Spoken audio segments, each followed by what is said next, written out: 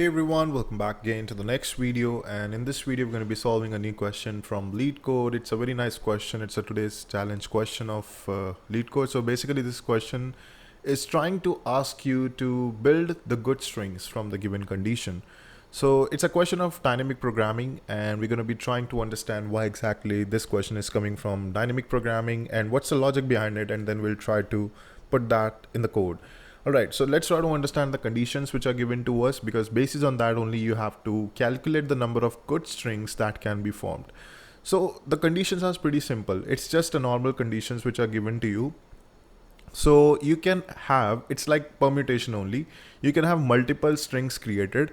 It's just that you have to keep something in mind, that you can only add the character by 0 times. So 0 is something which is given as a variable over here. And if that 0 count is basically 3, then that means you have to add 0 by 3 times. And if the 1 times is basically given as 5, then you have to append the number 1 by 5 times. So let's see. So given the integer 0, 1, low and high, we can construct a string by starting with an empty string. So initially we have to have the empty string given to us. And then at each step perform either the following. So this is something like 0 times 0 we have to add, and 1 times 1 has to be added in the empty string. And this can be performed for like n number of times, right? So you can have like any number of possible cases created, and you have to just finally get to the number of strings that can be formed. So a good string is a string constructed by the above process having a length. So this is another condition which is given to us, that where exactly you have to stop. What is going to be your final good string? You need to have a condition that the length has to be greater than or equals to the low, and has to be less than or equals to high, inclusive, right? That means it should be in between of that particular number only. All right, so let's try to understand the example which is given to us, low, high, 0 and 1 which is given to us. So 0 and 1 both are 1. So that means 0 and 1 both will be added for like only one time. We just have to append 0 and 1 by 1 time, and low and high has to be 3. So that means if there is going to be a string which will be created, let's say 000, or maybe 111, or maybe 001, then you can have that as your good string, right? So these are basically the example for the good string for this particular case, wherein your low is basically greater than equals to 3, and also the high is also less than equals to 3. So that means this is going to be your one good string, this is your another good string, and this is your another good string. So by that way, you just have to keep on find out all the possible cases. So this means the question itself is trying to say that what are all possible cases. That itself is a given simple hint that this question is coming from the dynamic programming, wherein you're going to be having all the possibilities that can be formed, or whatever the possible cases that you have to evaluate. Then straight away you can get to the point that this is going to be a dynamic programming question. All right, so let's try to build the tree, that how exactly you need to start this particular question. So given the condition that initially you will be having a very empty string, right? So you can either go for 0 or you can either go for 1. So that's the very first case over here is.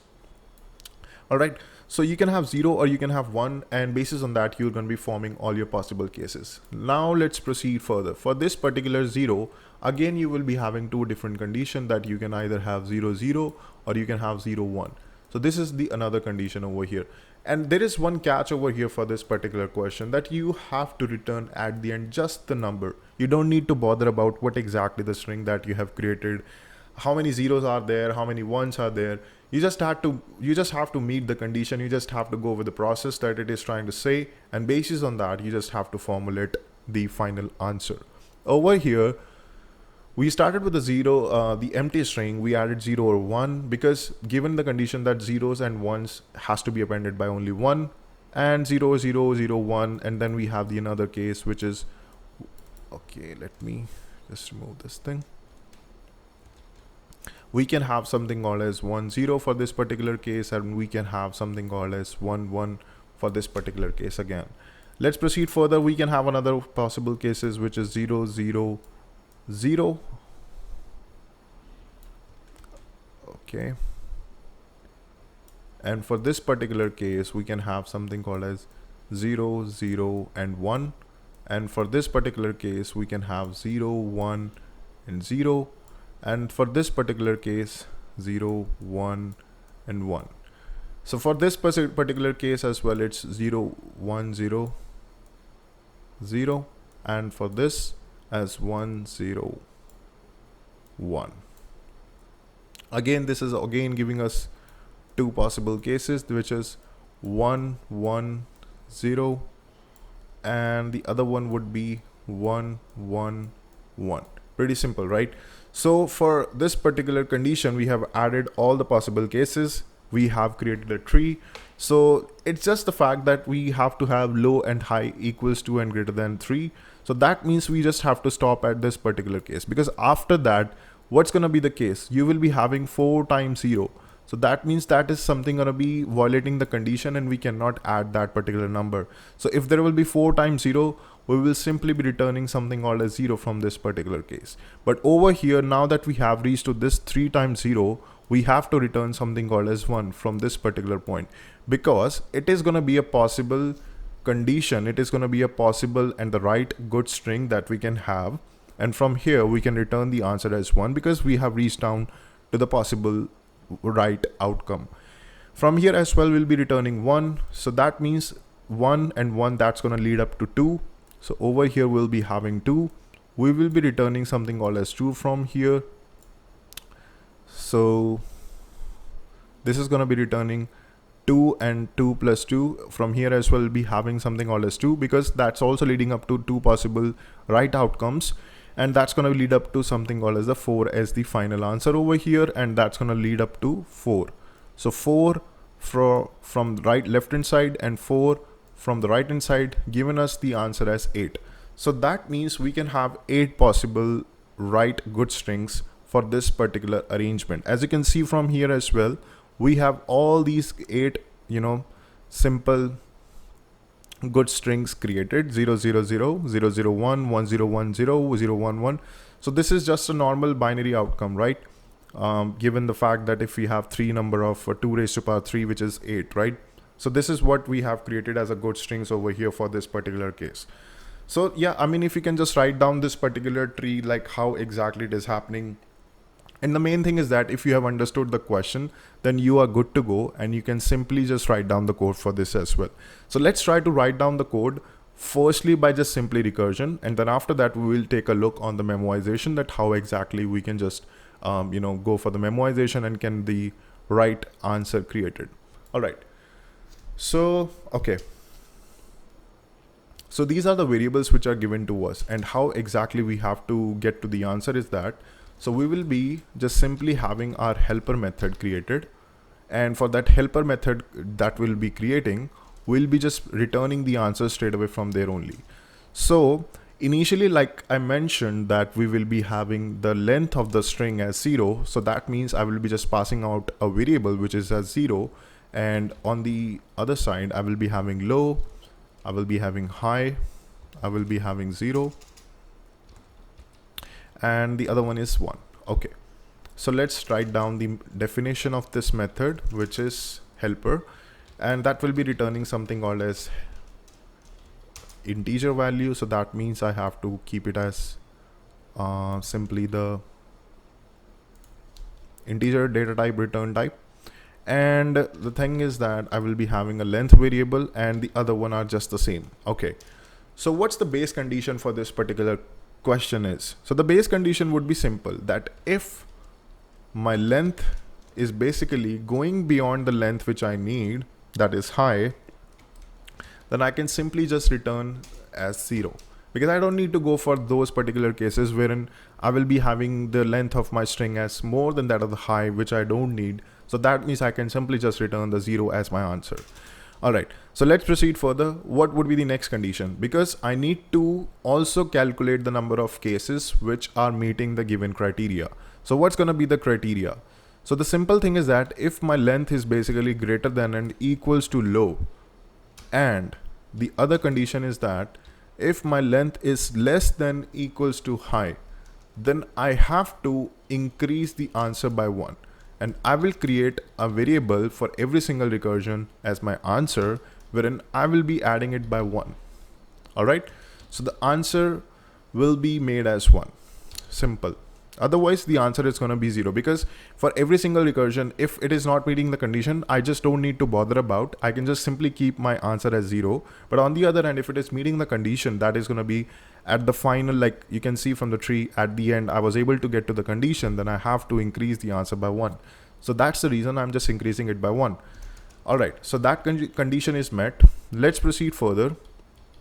And the next thing I will be doing is that I will be just writing down all the next recursions that I have to keep a check of. All right, so that is going to be, I will be appending zeros. So I will be calculating the number of possible zero length. Like if I'll try to append zeros in my length, then how exactly it's going to affect. So in the next recursion call, I will be increasing the length by 0. All right, so what's happening over here? So this is my length, and because I'm appending zeros, so how many times the 0 will be appended? So zeros will be appended by 0 number of whatever the value of 0 is. So that means the new length of my string is going to be length plus 0. Else everything is going to remain the same. All right, so this has been done. Let's proceed further. And next time, what is going to be my one length? This is helper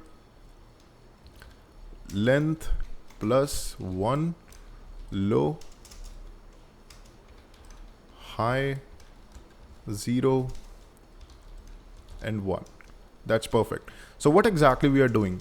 Just take a look from here only. Let me just put that in the comments as well. That over here we are appending zeros in string. So that's the reason the string count is getting changed to length plus 0.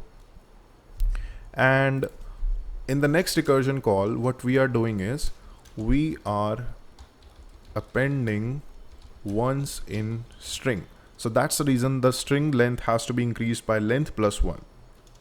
All right, so if that is done, we are set and we can just return the final answer. That is, we have to have 0, whatever the thing that we have got from 0 length, plus 1 length, plus we also need to add the answer, because for every single recursion, if this is getting incremented by 1, if it is meeting or hitting the criteria, then we have to have that answer included, and by that way we will be able to increase the answer, and that will be returned at the end. All right, and the last thing is that we just have to add the modulo. So for that thing, I will be just creating a variable which is my modulo, because we might be having so many possible answers. So that's the reason we just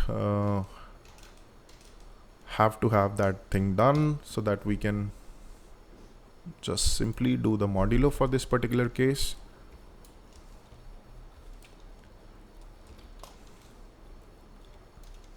All right, so let's try to just run the code and see if it is meeting the test cases.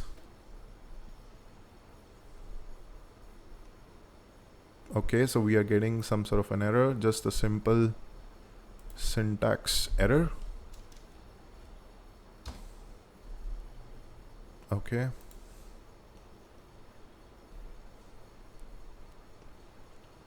Okay, so you can see that it has been accepted. We have just simply called this method by normal recursion. We haven't had added any kind of memoization as of now, and that will be done. And over here you can see that right now it's giving us the time limit exceeded, because we haven't implemented the memoization for this particular case. So how exactly we can add the memoization? So memoization is pretty simple for this particular scenario. We just need to have, so firstly we just have to check what exactly is the parameter which is getting changed, and what exactly is the parameter on which whole answer is basically getting dependent on. So the thing is that integer length, that is the main functionality which is getting changed for the answer that we have, that we need to just simply get. So that's going to be something going to be the deciding factor. And length is basically, so we can have a DP array which is created. So what we can do is we can have a DP array created, and that will be new integer high plus 1.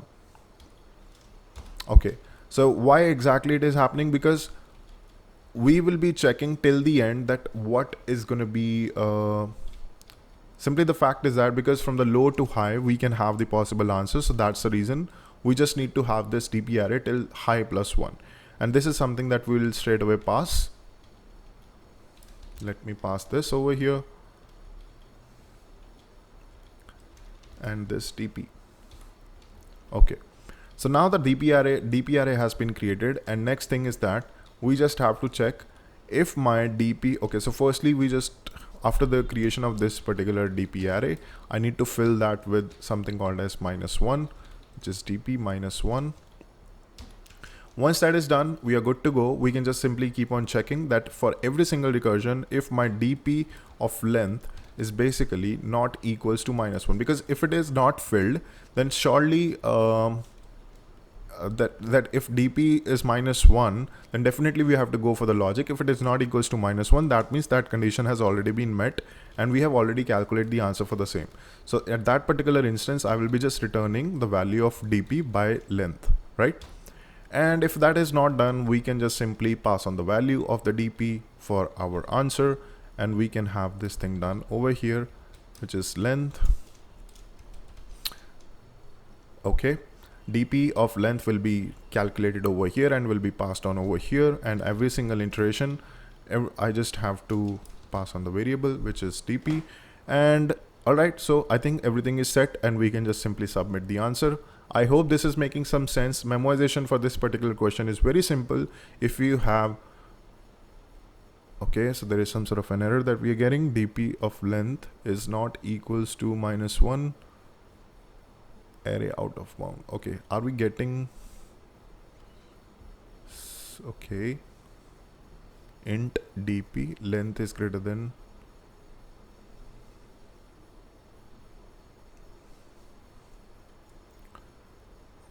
okay, so let's just try to understand what's the problem which is coming. Okay, so I think I have, okay, yeah, so this condition has to be above than that, because we don't want to check for DP if we are already going beyond the answer, right? So that's the reason this particular condition has to be written before that. Otherwise it will try to check for those particular length which are being going out of bound, right? So we have to check for the out of bound condition first, and then we have to go for the conditions which we want to actually check. Alright, so I hope you like the solution, and if you have any kind of a suggestion, then you can put that in the comment box, and see you next time, guys.